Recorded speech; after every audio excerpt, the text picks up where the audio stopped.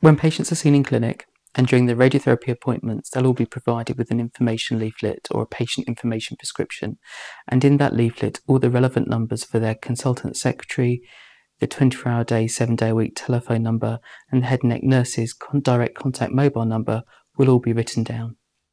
You are taken into the room, you lie down on a table, you have your mask fitted and secured. You lie there for 10 minutes, nothing happens apart from the odd bit of noise, and then you get up and you leave, and that is it. Even on one occasion I managed to fall asleep on the table, so that's how relaxing it really is.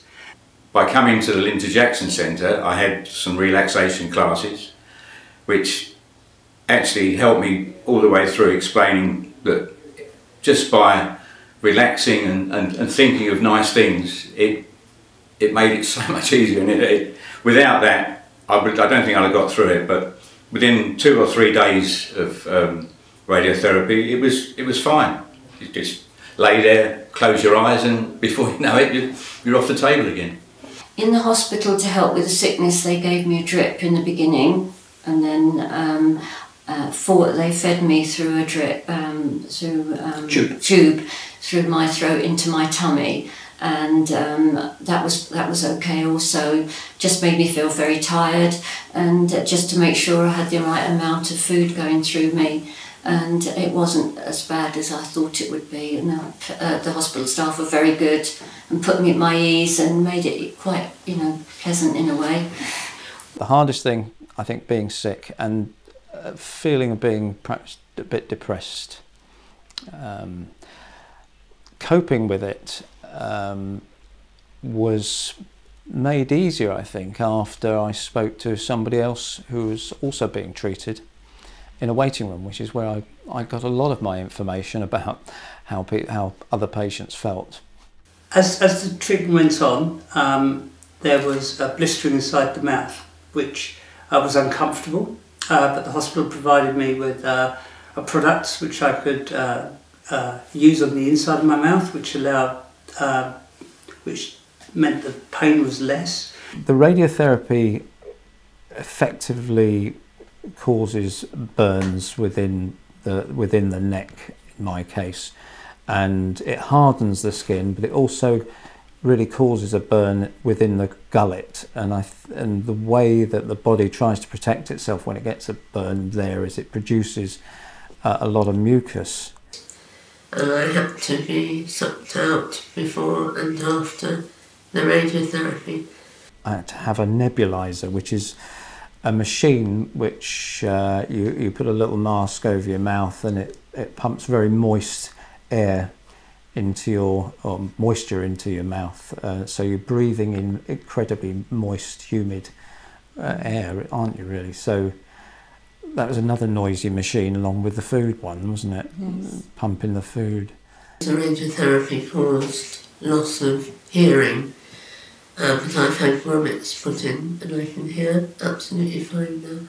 The cumulative effects of the radiotherapy came on quite quickly.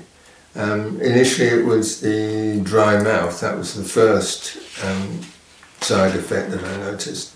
Then the nausea. I suffered badly from nausea for the rest of the period, and that didn't get relieved until about a week after radiotherapy finished. There was certainly a bit like a sunburn on the side of the face where the radiotherapy had been administered. That progressively got worse towards the end of the treatment, which was 30 days, and went on for a couple of weeks afterwards. Yeah, during radiotherapy I was putting aqueous cream 4 times a day, and then dressing about twice a day. You have to change your dressing in the morning and in the evening. There was a petroleum dressing. Yeah. About 3 days towards the end of treatment, my skin started cracking up, it cuts, little lacerations everywhere, and it's really sore.